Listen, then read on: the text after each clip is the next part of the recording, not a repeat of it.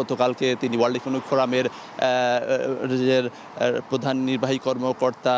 ও president তার সঙ্গে বৈঠক করেন। সেই বৈঠকে তিনি জলবায়ু বিষয়ে বাংলাদেশ সরকার কী পদক্ষেপ নিচ্ছে সেই বিষয়গুলো তিনি তুলে ধরেন এবং এর পাশাপাশি তিনি বলেন যে এই যে জলবায়ুর যে ঝুঁকি সেই ঝুঁকি মোকাবেলা করার জন্য শুধু একটি দুটি দেশই পক্ষেই আসলে সম্ভব নয়, বরং এখানে আসলে সব দেশকেই এই বিষয়টিকে গুরুত্ব সহকারে এগিয়ে নিয়ে আসতে হবে। এবং সেক্ষেত্রে তিনি বলেন যে বাংলাদেশ এই জলবায়ু মোকাবেলা, পরিবেশ দূষণ সেই জায়গা থেকে আগামী 5 বছরে 25 কোটি বৃক্ষরোপণ কর্মসূচির হাতে নিয়েছে এবং সেই সঙ্গে নদী নালা খাল বিল খনন এবং পুনঃখননের যে কর্মসূচি সেই কর্মসূচিও হাতে নিয়েছে। এক্ষেত্রে যে ওয়ার্ল্ড ইকোনমিক ফোরামের পক্ষ থেকে প্রধানমন্ত্রীর এই ধরনের পদক্ষেপগুলোকে স্বাগত জানানো হয় এবং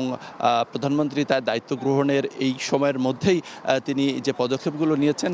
সেটিকে প্রশংসা করা হয় এবং প্রধানমন্ত্রী এই সফরটিকে বিশেষ গুরুত্ব দেওয়া হচ্ছে বাংলাদেশ এবং চীন উভয়ের পক্ষ থেকে। এর কারণ যদি বলি সেক্ষেত্রে আসলে বাংলাদেশের সাথে চীনের যে অর্থনৈতিক সম্পর্ক সেই সম্পর্ক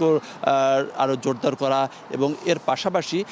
যে বাংলাদেশে বিদেশি যে বিনিয়োগ সেই বিনিয়োগ আকৃষ্ট করার ক্ষেত্রে কিন্তু প্রধানমন্ত্রী সেটিকে বেশি জোরদার করছেন, যাতে বাংলাদেশের যে বিনিয়োগের অনুকূল পরিবেশ সৃষ্টির বিষয়ে সেটিকে বেশি গুরুত্ব দেয়া হচ্ছে এবং এই যে এক্ষেত্রে সমতার ভিত্তিতে বাংলাদেশের যে পররাষ্ট্রনীতি সেই পররাষ্ট্রনীতির ক্ষেত্রে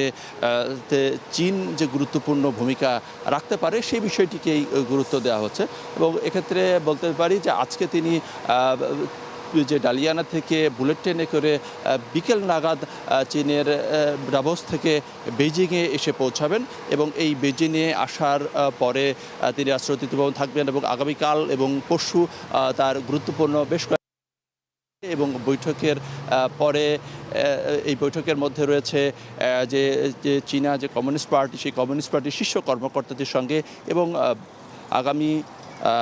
শুক্রবার অর্থাৎ 26 তারিখ সেই 26 তারিখে প্রেসিডেন্টের সঙ্গে তার বৈঠক রয়েছে। সব কিছু মিলে বলা যায় এই যে বৈঠক সেই বৈঠক থেকে বাংলাদেশ এবং চীন উভয় পক্ষ থেকে বিশেষ গুরুত্ব দেওয়া হচ্ছে।